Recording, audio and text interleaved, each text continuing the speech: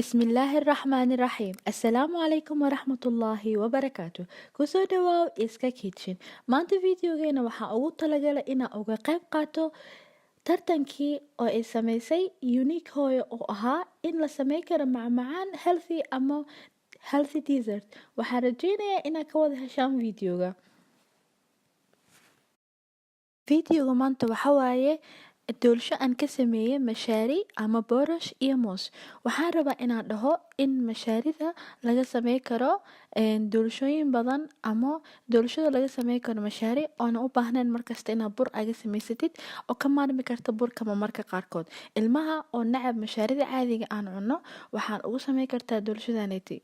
Waan hubaa inay ka heli doonaan ee adina ku fududaanayso inaad cunto healthy ilmaha siisatid. Waxaan rajeynayaa inaad ka wada heshaan videogan daawasho wanaagsan. Waxaa u baahan tahay hal xabo moos oo biseel ah xogaa. Halkaas xabo moos isku dayaysaa inaad budaajisid. Fargeeto u isticmaal ee budaaji.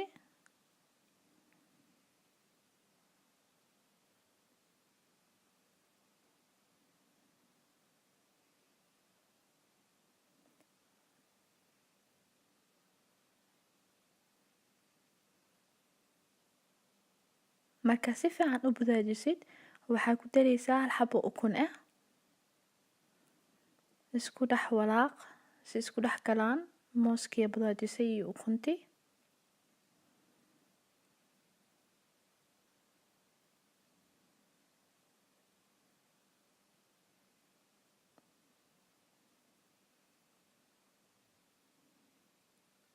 Waxaa ku daraysaa hal qaando weyn oo malab ah. Maanta sokor ma isticmaalayno marka malabka saafiga insha Allah wuu ku anfacaa. Waxaa kale ku daraysaa baking powder hal qaando yar ah, hal qaando qarfa ah,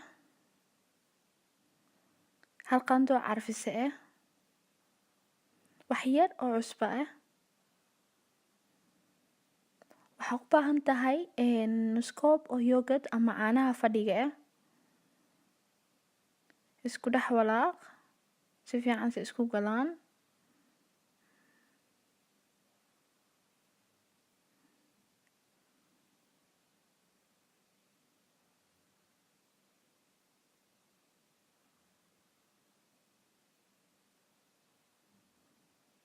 Waa kana oo isdhex galeen.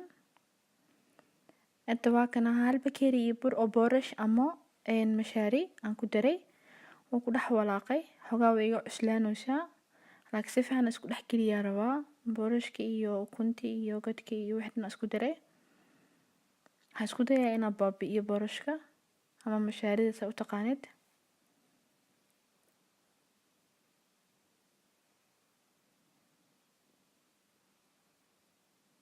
Waxaan ku darsanaa hal koob oo caano ah. Qasab ma caana inay qandac ahaadaan oo caano iska caadi ah. Ku dhex qas si fiican.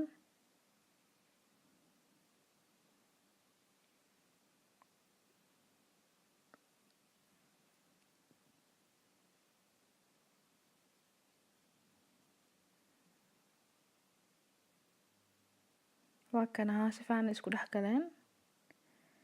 Marka waxaan keensanaynaa geedka oven ku geli lahayn oo cupcakes loogu talagalay.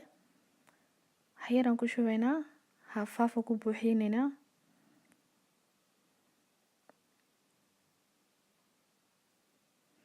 Waa kana kii dambiye ku shubayaa. Marka dhaxda waxaa rabtay ka gashi kartaa ana waxaan isticmaalayaa blackberries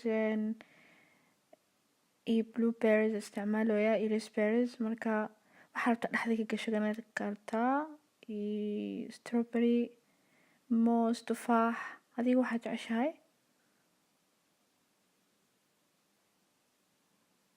Waxaad jeceshahay qudaar dhaxda ka gasho oo ku sii buuxinaynaa oo ku dabooleynaa qudaarta si ay dhaxda aga fadhiisato.